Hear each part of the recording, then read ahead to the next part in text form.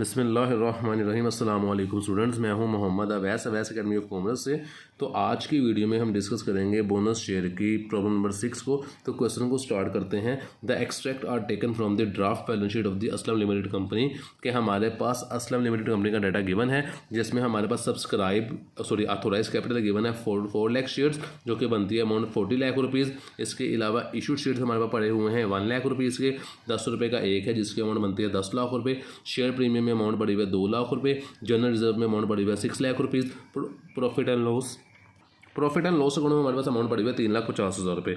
The board of director pass resolution to capitalise the part of existing reserve by issuing the bonus share. Board of director ने फैसला किया है कि उन्होंने existing reserve को इस्तेमाल करते हुए बोनस शेयर को इशू करना है। Bonus share are being issue at the rate of 50% of ordinary shares. के बोनस शेयर जो हमने इशू करने हैं वो 50% इशू करना है शेयर कैपिटल का, जिसकी अमाउंट थी हमारे पास शेयर्स थे 1 लाख रुपीज़ और अमाउंट थे 10 लाख रुपये। इसका हमने 50% शेयर इशू करने हैं, जो कि बोनस शेयर हमारे पास बनते हैं। इसके बाद हमारे पास वो कहता है कि for the purpose of bonus issue करने के लिए 1 लाख रुपीज़ प्रोवाइड करने हैं शेयर प्रीमियम में से, and the balance equally out of general reserve and profit and loss account. और जो बाकी पैसे बच जाएंगे वो आपने इशू करने हैं बराबर रिजर्व फंड में से और प्रॉफिट एंड लॉस अकाउंट में से। तो सोल्यूशन की तरफ चलते हैं। सबसे पहले हमने बोनस को इशू करना है, डिक्लेयर करना है, उसके बाद इशू करना है। और जो हमने अकाउंट इस्तेमाल करने हैं बोनस देने के लिए वो शेयर प्रीमियम है, जनरल रिजर्व है और प्रॉफिट एंड लॉस अकाउंट है।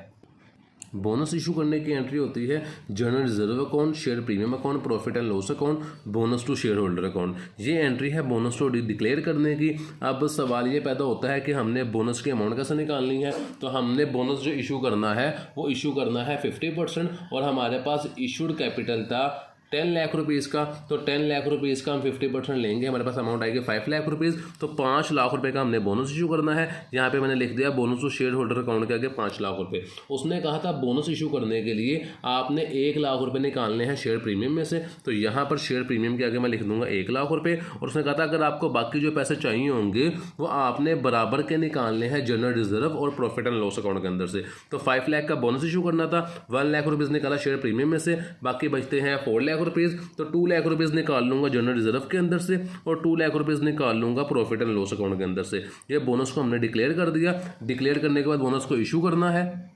इशू करने की एंट्री मेरे पास होती है bonus to share holder account to share capital account, और अमाउंट आ जाएगी 5 लाख रुपीज़ से। तो यहाँ पे मैंने लिख दिया 5 लाख रुपीज़ और यहाँ पे भी अमाउंट हमारे पास आ गई 5 लाख रुपीज़। तो जनरल एंट्रीज मुकम्मल हो चुकी है। हमने बनानी है इसकी ड्राफ्ट बैलेंस शीट। वो कैसे बनाएंगे? सबसे पहले मैंने नीचे परफॉर्मा रेडी कर लिया, ऑथोराइज कैपिटल लिखेंगे। ऑथोराइज कैपिटल क्वेश्चन में हमारे पास गिवन था 4 लाख शेयर्स और 10 रुपीज़ का ईच था, तो ये हमारे पास अमाउंट आएगी 40 लाख रुपीज़। तो यहाँ पे लिख देते हैं 4 लाख शेयर्स थे हमारे पास ऑथोराइज कैपिटल में, 10 रुपीज़ का ईच था और अमाउंट हमारे पास आ गई 40 लाख रुपीज़।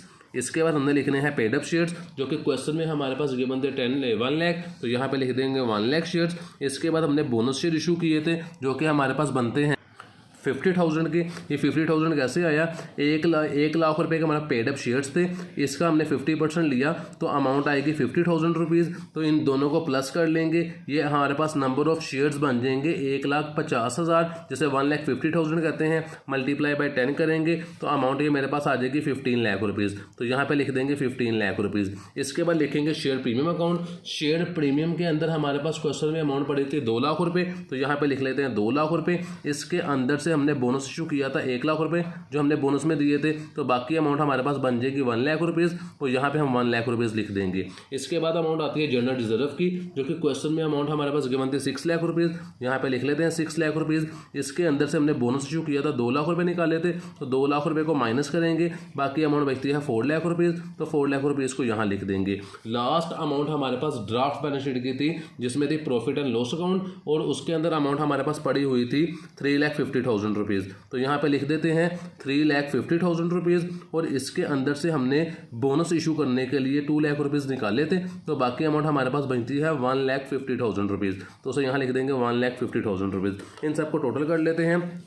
जो ऑथोराइज कैपिटल होता है उसको ऐड लेस नहीं करते, उसे ऐसे ही छोड़ देते हैं। तो बाकी अमाउंट बनती है 15 लाख रुपीज़, उसे लिख लिया, प्लस कर देंगे 1 लाख रुपीज़ को। तो 1 लाख रुपीज़ को प्लस कर दिया, इसके अंदर प्लस कर देंगे 4 लाख रुपीज़ को, इसके बाद इसके अंदर प्लस कर देंगे 1,50,000 को। तो ये हमारे पास अमाउंट बनती है 21,50,000 रुपये। तो यही है हमारे पास ड्राफ्ट बैलेंस शीट का आंसर। तो यहाँ पे लिख देते हैं अमाउंट को 21,50,000 रुपये, 21,50,000 रुपीज़। तो वीडियो हमारे पास मुकम्मल हो चुकी है। इंशाल्लाह नेक्स्ट वीडियो में एक न्यू क्वेश्चन के साथ मुलाकात होगी। तब तक के लिए अपना ख्याल रखिएगा।